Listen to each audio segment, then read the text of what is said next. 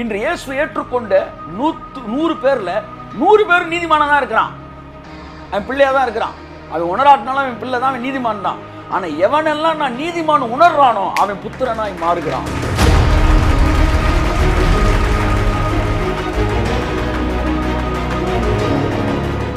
பிள்ளையோட குவாலிட்டி, பிரச்சனை வரும்போது பிள்ளை தகப்பனோடு பேசுவான், புத்திரன் பிரச்சனையோடு பேசுவான், சத்ருவோடு பேசுவான்.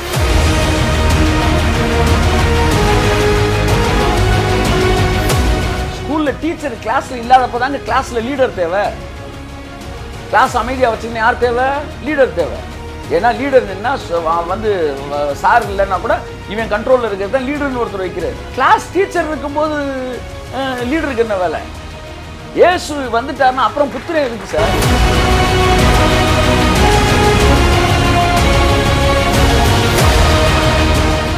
பிள்ளையா இருக்கும்போது நீங்கள் பிதாவுடைய ப்ரொடெக்ஷன்ல இருக்கிறீங்க. ஆனா நீ புத்திரன் ஆகும்போது உலகத்தை உங்க ப்ரொடெக்ஷனுக்குள்ள கொண்டு வரீங்க. ஏன்னா இந்த பூமி எங்க அப்பா ரத்தம் சிந்தி சம்பாதிச்ச சொத்து. இந்த அறிவு எவனுக்கு வருகிறதோ அவனை புத்திரனாய் மாறுகிறான்.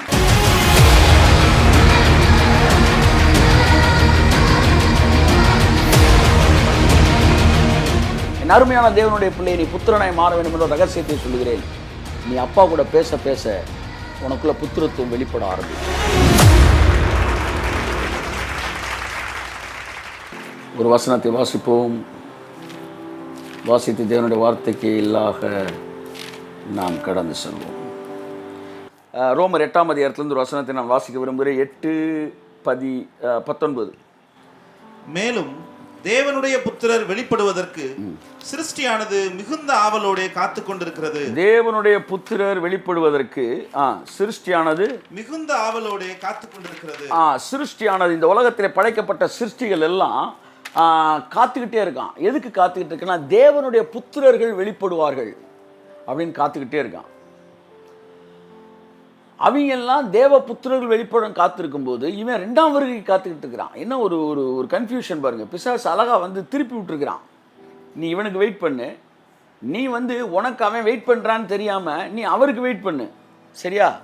அவரு பரிகரிக்கப்படும் கடைசி சத்துரு மரணம், அதுக்கு வெயிட் பண்ணுவார். இப்படி வந்து ஒருத்தருக்கு ஒருத்தன் எதிர்பார்த்துக்கிட்டே 3 பேர் இருக்காங்க, நம்ம 3 பேர் சந்திக்கணும்.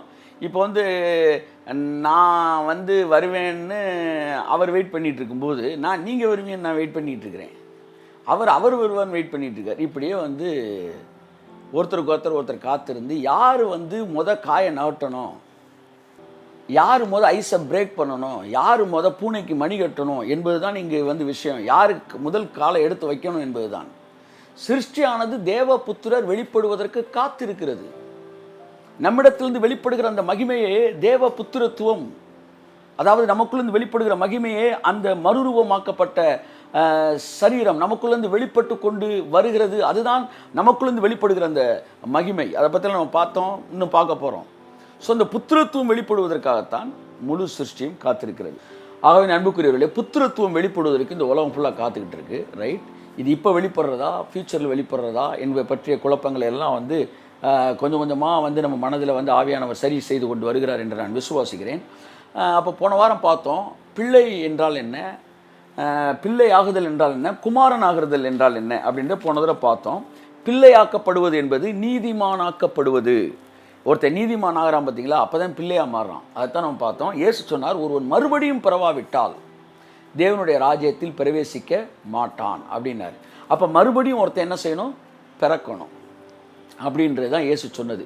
எப்படி மறுபடியும் பிறப்பது? யோவான் 1ஆம் அதிகாரம் 12ஆம் வசனம் சொல்லுகிறது, அவருடைய நாமத்தின் மேல் விசுவாசம் உள்ளவர்களாய் அவரை ஏற்றுக்கொண்டவர்கள், இயேசு கிறிஸ்துவை ஏற்றுக்கொண்டவர்கள் எத்தனை பேரோ அத்தனை பேரும் அவருக்கு பிள்ளைகளாகும்படி அதிகாரம் கொடுத்தார். அப்போ இயேசு ஏற்றுக்கொண்ட உடனே இயேசு சொன்ன அந்த மறுபிறப்பு, பிள்ளையாய் பிறப்பது, அந்த பிறப்புக்குள்ளே நம்ம என்ன செஞ்சிட்டோம்? வந்துட்டோம். பிள்ளையாகும்படி அதிகாரத்தை இயேசு என்ன செஞ்சிட்டாரு? கொடுத்துட்டார். நம்ம மறுபடியும் பிறந்துட்டோம், நீதிமான்களாய் ஆக்கப்பட்டு இருக்கிறோம். ரோமர் 5ஆம் அதிகாரம் 1ஆம் வசனம் சொல்லுகிறது, நீதிமான் ஆக்கப்பட்டு இருக்கிறோம். ஸோ ஒரு இடத்துல பிள்ளை ஆக்கப்பட்டு இருக்கிறோம் அப்படின்னு இருக்கு, இன்னொரு இடத்துல நீதிமானாக்கப்பட்டு இருக்கு. அப்போ என்ன அர்த்தம்? நீங்கள் பிள்ளையாக மாறுறது தான் நீதிமானாக மாறுறது. நீங்கள் ஆதாமுக்கு பிள்ளையாக பிறந்தனால பாவியானீங்க, நீங்கள் இயேசுக்கு பிள்ளையாக பிறகுனால நீதிமானானீங்க. நீங்கள் பாவியாக பிறந்தனால தான் பாவம் செஞ்சீங்க, பாவம் செஞ்சனால பாவியாகலை, பாவியாகவே பிறந்தீங்க, அதனால் பாவம் செஞ்சீங்க. அப்படி அதை நாயாக பிறந்தனால நாய் குலைக்குது, குலைக்கிறதுனால நாய் கிடையாது, அது நாய் அதனால் குலைக்குது. இவன் பாவி அதனால் பாவம் செய்கிறான். அப்படித்தான் இயேசுக்கு பிள்ளையா பிறக்கிறதுல தான் பாவினா, அப்போ பிறக்கிறது தான் நீதிமான். அப்போ நீதிமான பிறந்த பிறகு தான் நீங்கள் நீதி செய்யவே ஆரம்பிக்கிறீங்க. நீங்கள் நீதி செய்கிறனால நீதிமான் கிடையாது. தயவுசெய்து ரொம்ப புரிஞ்சுக்கணும். இந்த உலக மதங்களுக்கும் கிறிஸ்தவத்துக்கும் பெரிய வித்தியாசம். அதெல்லாம் செஞ்ச பிறகு நீதிமான் ஆகுது. இங்கே நீதிமான் ஆன பிறகு தான் நீதியே செய்ய ஆரம்பிக்கிறோம். ஸோ பிள்ளையாய் பிறப்பது நீதிமான். அந்த நீதிமான் என்கிற உணர்வுக்குள்ளாய் அவன் கடந்து வருவது தான் புத்திரன். அதுதான் நான் சொன்னேன், மேன்மையான பிறப்பு என்பது தான் நம்மை பிள்ளையாக்குகிறது.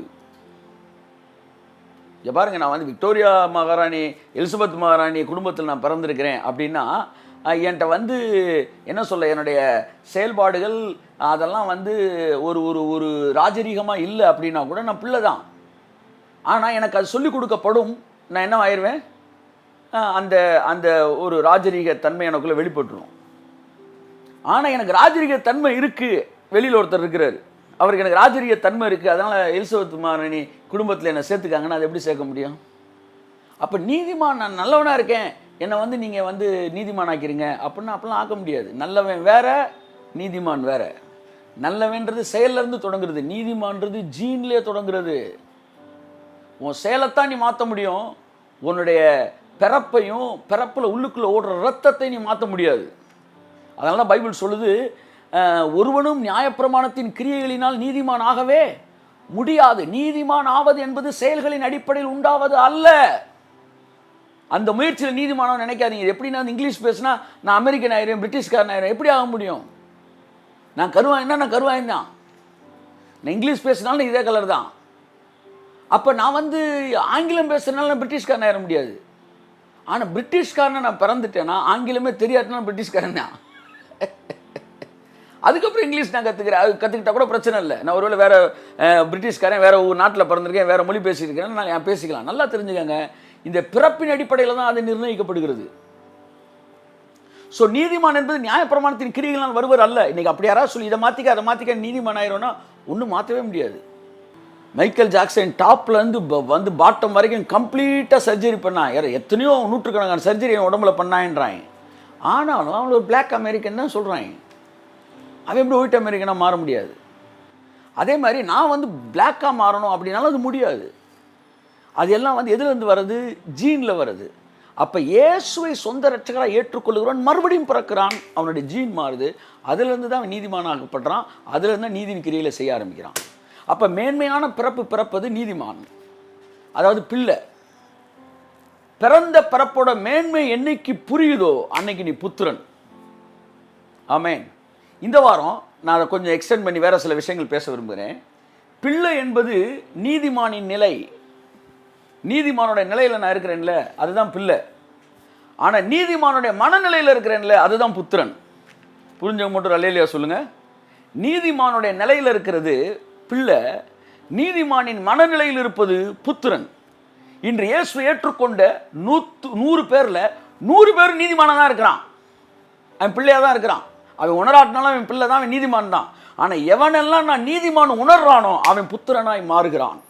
இந்த நாட்களிலே யார் இந்த உலகத்தின் வர்ணத்தை மாற்றப் போகிறார் என்றால், நன்றாக கவனித்துக் கொள்ளுங்கள், பிள்ளைகள் அல்ல புத்திரர்கள், நீதிமான்கள் அல்ல. நீதிமான்கள் என்பதை உணர்ந்தவர்களே இந்த உலகத்தின் வர்ணத்தை மாற்றப் போகிறார்கள். என் அருமையான தேவனுடைய பிள்ளையே, நீ தேவனுடைய பிள்ளையாய் இருக்கிற நீ புத்திரனாய் மாறுவதற்கு உன்னுடைய மனதில் ஏற்படுகிற ரசாயன மாற்றங்கள் தான் உன்னுடைய புத்திரனாய் மாற்றுகிறது.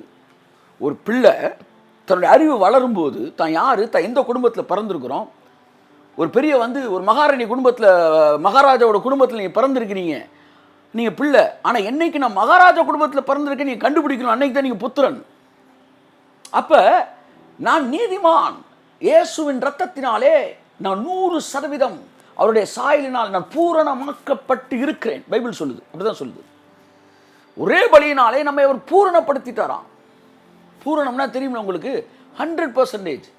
இந்த பூரணத்தை நோக்கி கடந்து போகிறோம்ன்ற வார்த்தையெல்லாம் நம்மளுடைய சாங்டிஃபிகேஷனை சொல்லலை, நம்முடைய அப்ளிகேஷனை சொல்லுது.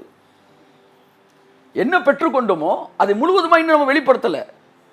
எப்போ முழுமையாக வெளிப்படுத்துகிறோமோ அன்னைக்கு தான் பூரணத்துவம் வெளியே தெரியுது. ஆனால் நம்ம உள்ளே பூரணர்களாக தான் மாற்றப்பட்டு இருக்கிறோம். என்றைக்கு அதை நீங்கள் புரிந்து கொள்ள ஆரம்பிக்கிறீர்களோ அன்றைக்கு நீங்கள் புத்திரனின் மனநிலைக்குள் கடந்து வருகிறீர்கள். இந்த நாட்களிலே கர்த்தர் தம்முடைய புத்திரர்களை எழுப்பிக் கொண்டிருக்கிறார். ஆமென். நாம் ரட்சிக்கப்படும் போது நீதிமானாக்கப்பட்டோம். நான் புத்திரன் ஆகும்போது நீதிமான் என்பதை உணர்ந்து கொள்ள ஆரம்பித்தோம். ஆகவே நாம் உணர்ந்து கொள்ளும் போதுதான் புத்திரத்துவம் நம்மில் வெளிப்பட ஆரம்பிக்கிறது. இன்றைக்கு பிள்ளைகள் புத்திரர்கள் என்ற இடத்துல புத்திரனுடைய அந்த அந்த டிரான்ஸ்ஃபார்மேஷன் எப்படி நடக்குது, அந்த புத்திரனுடைய மனநிலை, அவனுடைய லைஃப் ஸ்டைல் எப்படி இருக்கணும் என்பதை புரிய புரிய நமக்குள்ள இந்த புத்திரத்துவம் வெளிப்பட ஆரம்பிக்குது. அந்த புத்திரத்துவம் வெளிப்படும் போது தான் பாருங்க இந்த உலகத்தோட வர்ணம் மாறுது. கர்த்தர் நம்மை ஆசீர்வதிப்பாராக. சங்கீதம் 127:4 வாசிப்போம். இதோ பிள்ளைகள் கர்த்தரால் வரும் சுதந்திரம். பிள்ளை அப்படின்னு வருது பாருங்க. பிள்ளைகள் கர்த்தரால் வரும் சுதந்திரம். கர்ப்பத்தின் கனி அவரால் கிடைக்கும் பலன். அவரால் கிடைக்கும் பலன். பிள்ளைகள், அண்டர்லைன் தி வேர்ட், பிள்ளைகள் கர்த்தரால் வரும் சுதந்திரம். ஒருத்தன் வந்து ரட்சிக்கப்படுறதுன்றதெல்லாம் கர்த்தர் கொடுக்குற சுதந்திரம். அவரோட முன்குறிப்பு, அதெல்லாம் ரட்சிக்கப்பட்டிருக்கிறோம். தெரிந்து கொள்ளுதல், ரட்சிக்கப்பட்டிருக்கிறோம். கர்த்தரால் வரும் சுதந்திரம். அடுத்து வாழ வயதின் குமாரர். முந்தின வசனம் என்ன சொல்லுச்சு? பிள்ளை. அடுத்த வசனம் குமாரர். இப்போ நம்ம எதை பற்றி பேசிக்கிட்டு இருக்கிறோம்? குமாரரை பற்றி பேசிக்கிட்டு இருக்கிறோம். அதாவது புத்திரனை பற்றி பேசுகிறோம். இவர் என் நேச குமாரன். பிள்ளையா இருந்த இயேசு என்ன மாட்டாரு? குமாரன் ஆயிட்டாரு. குமாரன் ஆன பிறகுதான் ஊழியம் பண்ணாரு. கையை தட்டுங்க ஒருத்தவருக்கு. ஆமேன் ஆமேன். இருக்கிறது தட்டிடுங்க இயேசு நாமத்தில். அப்ப இயேசு 30 வயசு வரைக்கும் ஊழியம் பண்ணல, பிள்ளையா இருந்தாரு. ஏன் 30 வயசு ஊழியம் பண்ண போறாரு? குமாரன் ஆயிட்டாரு. 30க்கு மேலதான் உலகத்தின் வர்ணத்தை மாத்தினாரு. வியாதிகள் சுகமாக்கப்பட்டது. அவர் பிறக்கிறதுக்கு 4 வருஷத்துக்கு முன்னாடியே வியாதிப்பட்டவன்லாம் 38 வருஷம் 8 வருஷத்துக்கு முன்னாடி வியாதிப்பட்டவன்லாம் இருக்கிறான். ஆனால் 29 வயசு வரைக்கும் அவனை சுகமாக்கல. ஏன்னா பிள்ளையா இருந்தார். தான் யார் என்பதையும் தான் யாருடைய வித்து என்பதையும் அவர் முழுவதுமாய் புரிந்து கொண்டிருந்தார். பரிசுத்தாவின் துணையோடு கூட 30 வயது அவர் முழுவதுமாய் புரிந்து கொண்ட உடனே அவர் குமாரன் ஆகிறார். எப்போ குமாரன் ஆகிறார்? இவர் என் நேச குமாரன் சத்தம் வருது. எப்போ குமாரன் நீங்க அறிஞ்சுக்கிறீங்களோ அப்ப நீங்க குமாரன் ஆகிறீங்க. அப்ப அவர் குமாரன் ஆன பிறகுதான் உலகம் மாறுது. நீங்களும் குமாரன் ஆனாதாங்க உலகம் மாறும். இயேசு 30 வயசு கீழே இருக்கிற வரைக்கும் பக்கத்து வீட்டுக்காரன் வியாதியா இருந்தா கூட சோப்படுத்தினா பைபிள்ல இல்ல. ஆனா 30 தாண்டும் போது ஊர் விட்டு ஊர்லாம் சோமாகிறாங்க. 30க்கு கீழே அவர் பிள்ளை இல்லையா? தேவனுடைய பிள்ளை தான். பிள்ளையா இருக்கும்போது நீங்கள் பிதாவுடைய ப்ரொடெக்ஷன்ல இருக்கிறீங்க. ஆனா நீ புத்திரன் ஆகும்போது உலகத்தை உங்க ப்ரொடெக்ஷனுக்குள்ள கொண்டு வரீங்க.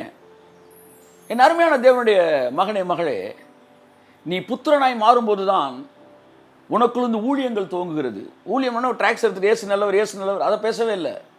அது நீங்க பிள்ளையா இருக்கும்போதே செய்யலாம். நான் சொல்றது வர்ணத்தை மாற்றுவது, தலையெழுத்தை மாற்றுவது, சரித்திரத்தை மாற்றுவது, காரியங்கள் மாறுதலாய் முடிவடைவது, பிசாசானை பின்பே ஓட வைப்பது, இந்த பூமியை தேவனுடைய ராஜ்யத்தை நிலைநாட்டுவது, இயேசு கிறிஸ்து சிந்தின ரத்தத்தின் கிரயத்தை இந்த பூமியில டிமாண்ட் பண்றது. எங்க அப்பா சிந்தின ரத்தம்டாது. நாங்க போறோம்டா, நாங்க ரகசிய வரைக்கும் போறோம். ஆனா போறதுக்கு முன்னாடி நீ வெளியே போ. உன்னை நாங்க துரத்திட்டு நாங்க ரகசிய வரைக்கும் போறோம். ஒன்னு ஊருக்குள்ள விட்டுட்டு எப்படா போக முடியும்? ஏன்னா இந்த பூமி எங்க அப்பா ரத்தம் சிந்தி சம்பாதிச்ச சொத்து. இந்த அறிவு எவனுக்கு வருகிறதோ அவனை புத்திரனாய் மாறுகிறான். ஆகவே இந்த அறிவுக்குள்ளாய் பரிசுத்தாவியை நம்மை வழி நடத்துவாராக. இந்த உலகத்தில் மகா பெரிய கிரயம் ஒன்று சிந்தப்பட்டிருக்கிறது இந்த ரத்தத்திலே. இயேசு இந்த பூமியிலே சிந்தின ரத்தம் வேதம் சொல்லப்பட்டு அவர் கொடுத்திருக்கிற கிரயம். அதனுடைய வியாக்கியானம் என்னன்னா, இது போன்ற 100 உலகங்கள் சிருஷ்டிக்கப்பட்டு 100 உலகமும் பாவத்திற்குள் விழுந்திருக்கும் என்றால் அந்த 100 உலகத்தின் பாவத்தையும் தீர்க்கக்கூடிய வல்லமையான கிரயம் சிலுவையிலே கல்வாரியில் சிந்தப்பட்டது. இந்த ஒரு உலகத்தில் இதை மாதிரி 1000 உலகம் பாவம் அத்தனையும் சுத்தப்படுத்தக்கூடிய அளவுக்கு இந்த ஒரு இன்சிடென்ட்ல நடந்த சிந்தின ரத்தத்துக்கு பவர் இருந்துச்சான். அப்பேற்பட்ட ரத்தத்தை சிந்திட்டு எங்கிட்டாச்சும் சோரேறி குச்சி ஓடிடுவோன்ற மனநிலையில் நீங்கள் இருப்பீர்கள் என்றால் நீங்கள் பிள்ளைகளா இருக்கிறீர்கள். அப்பா பின்னாடி ஒளிரமே 50 பேரும் பிள்ளை தான்.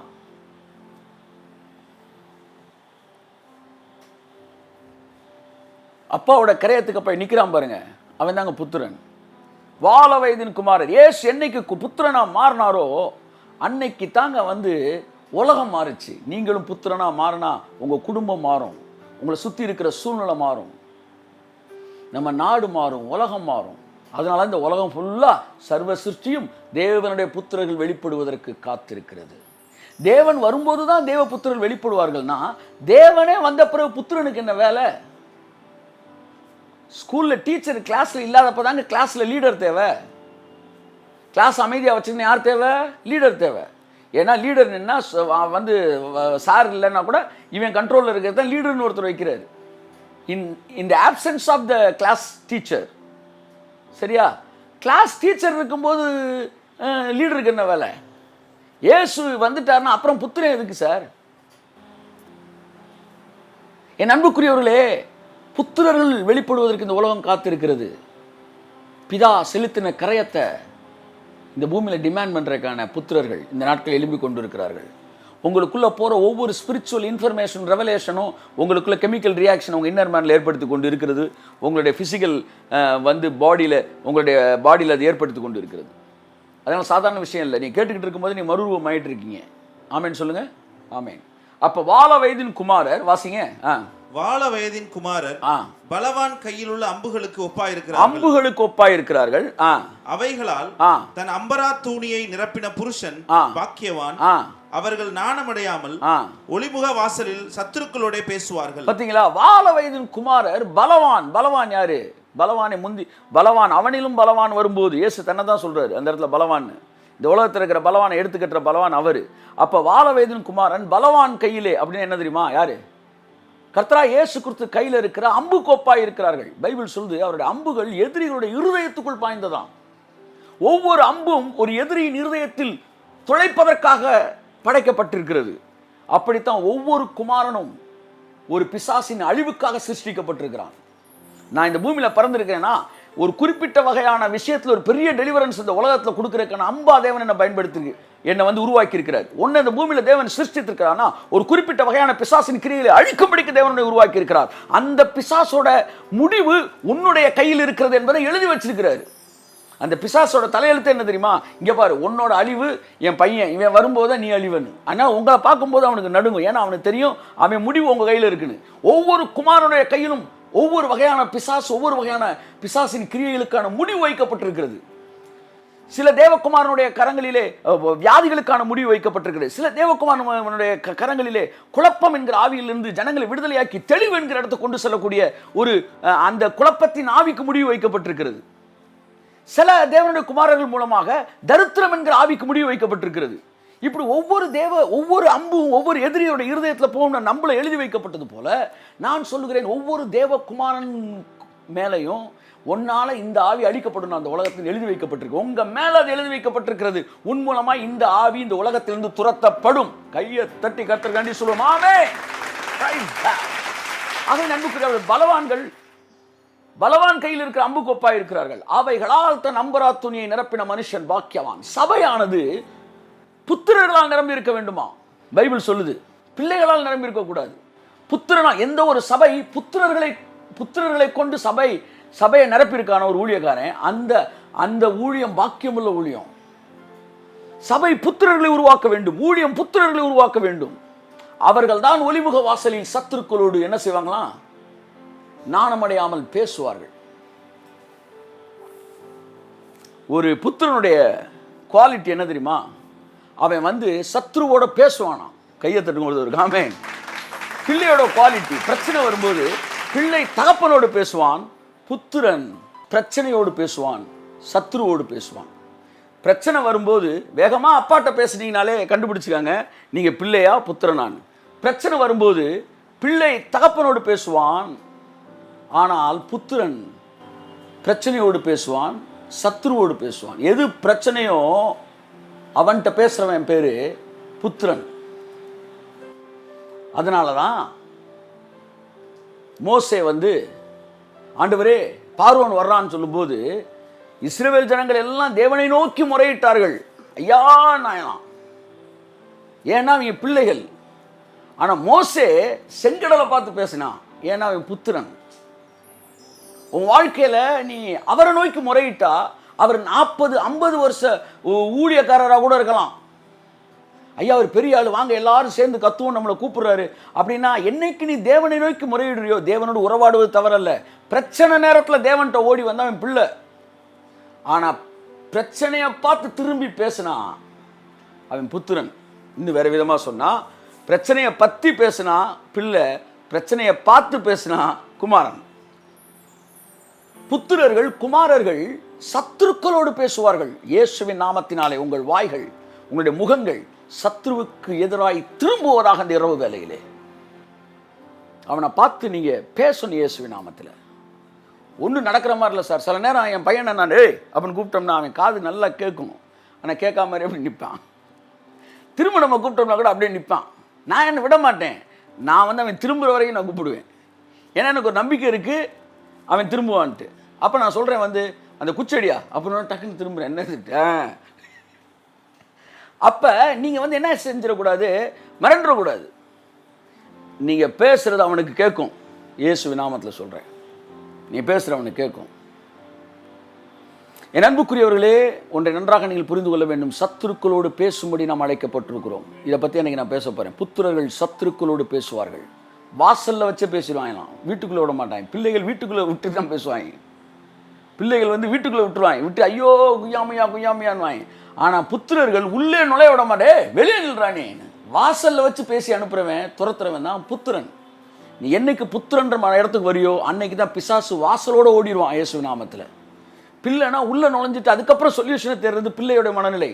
ஆனால் வாழ்க்கைக்குள்ளேயே நுழைய விடாமல் தடுப்பதுதான் புத்திரனுடைய மனநிலை. கரங்களை தட்டி கர்த்தருக்கு நன்றி சொல்லுவோம். ஆமென், ஆமென். புத்திரன் எல்லா நேரங்களிலும் தகப்பனோடு பேசுகிறான். ஆனால் பிள்ளை பிரச்சனை நேரத்தில் பேசுகிறான். ஆனால் புத்திரன் பிரச்சனை நேரத்தில் பிசாசோட பேசுகிறான், தகப்பனோட பேசலை.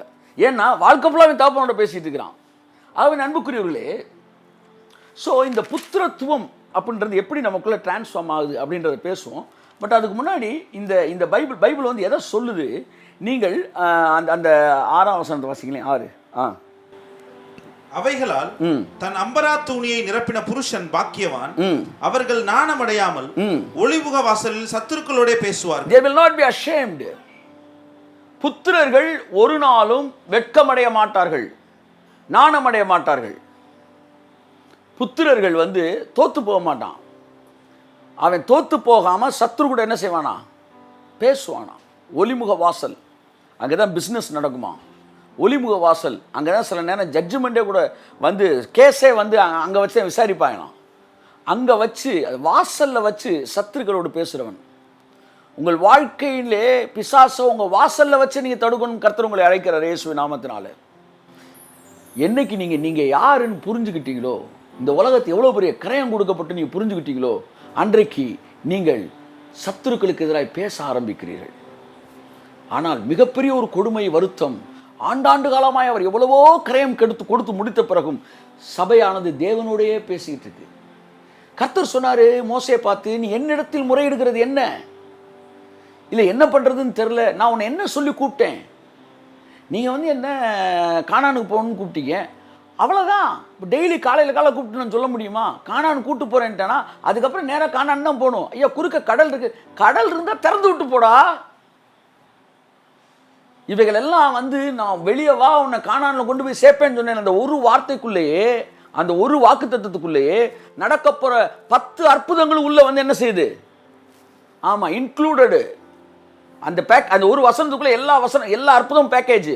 உங்களை கர்த்தர் சொல்லிட்டார்ல, வலுவாதபடி உங்களை காக்கும் தன் மகிமையுள்ள சன்னிதானத்தில் மாசற்றவர்களாய் மிகுந்த மகிழ்ச்சியோடு போய் நிறுத்த வல்லம் உள்ளவரும் தாம் ஒருவரை ஞானமுள்ளவரும் அவருக்கே கனமும் மகிமையும் உண்டாவர்கள் சொன்னார்ல.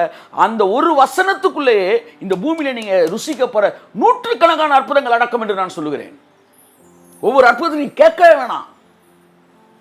ஏன்னா கம்ப்ளீட்டா அவர் உங்களுக்கு கொடுத்துட்டாரு. என்ன கொடுத்துட்டாரு, ஒரு ப்ராசஸ். அதாவது நீங்கள் மெட்ராஸ் போய் டிக்கெட் எடுத்துட்டீங்கன்னா இடையில என்ன நடந்தாலும் பஸ்ஸுக்காரன் வேற பஸ்ஸை பிடிச்சாச்சும் உங்களுக்கு கொண்டு போய் சேர்க்கணும். அதான உண்மை.